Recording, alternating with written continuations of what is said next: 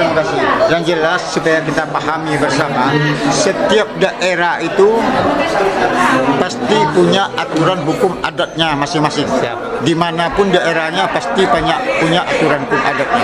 Lemtari itu menggagas itu, mengupayakan bagaimana setiap daerah itu adat istiadat yang ada di daerah itu kita berlakukan kembali, kita pergunakan kembali, kita pakai kembali dalam cara dan gaya kehidupan masyarakat setempat itu. Nah, jadi orang-orang banyak tanya, Prof, nggak mungkin Datuk bisa menyatukan aturan hukum. Saya bukan menyatukan hukum adat tuh. Lemtari itu tidak menyatukan hukum adat tuh. Hai Sulawesi Utara, kalian punya adat di sini, berlakukan dan fungsikan aturan hukum adat kalian. Hai Kalimantan Timur, Anda orang Kalimantan Timur pasti punya aturan hukum adat di daerah Kalimantan Timur, berlakukan, fungsikan dan pergunakan aturan hukum adat Anda dalam cara berkehidupan di negeri Anda sendiri. Orang Sumatera pasti punya aturan hukum adat, berlakukan dan fungsikan, pergunakan aturan hukum adat Sumatera di daerahnya sendiri sebagai jati dirinya bangsa Indonesia itu orang beradat. Nah, jadi programnya Lemtari itu mengupayakan sehingga nanti terbitlah perdatda setiap daerah itu. Hukum itu di dunia ini cuma 3. Yang pertama sekali adalah hukum adat, yang kedua hukum agama, yang ketiga hukum negara. Hukum adat itu diberlakukan, difungsikan, dijalankan oleh para tokoh-tokoh adat, para lembaga adat menjalankan aturan hukum adatnya. Hukum agama dijalankan oleh kiai-kiai, ustadz-ustadz, pendeta-pendeta untuk kemaslahatan kaumnya.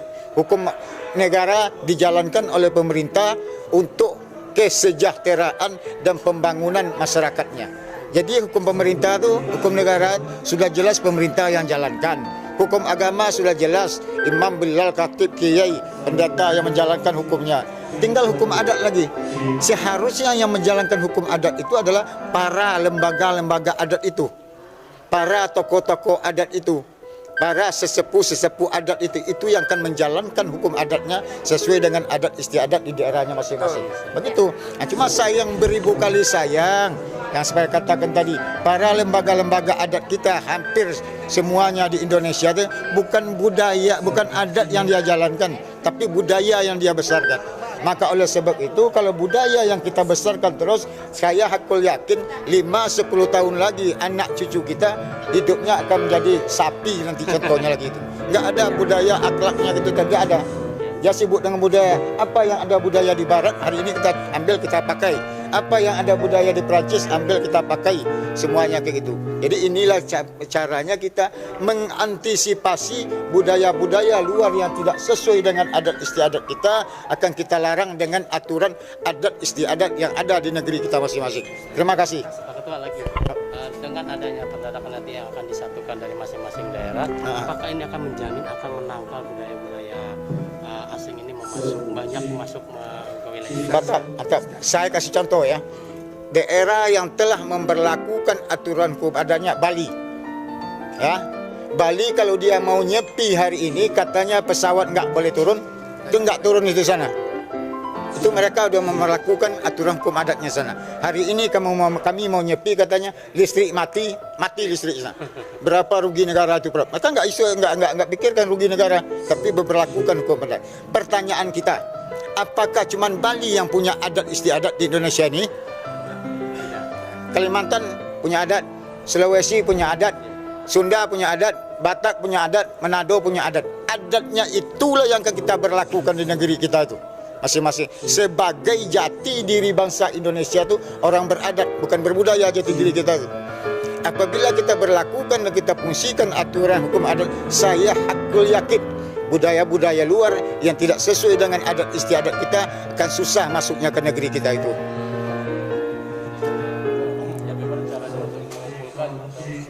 Strategi tokoh-tokoh adat ini supaya sosialisasi tentang ini bisa jalan. Ya, baik, terima kasih. Yang pertama sekali kita sesuai melalui jalur Lemtari ini akan ada nanti kan Lemtari provinsi, Lemtari kabupaten, bahkan sampai ke Lemtari kecamatan.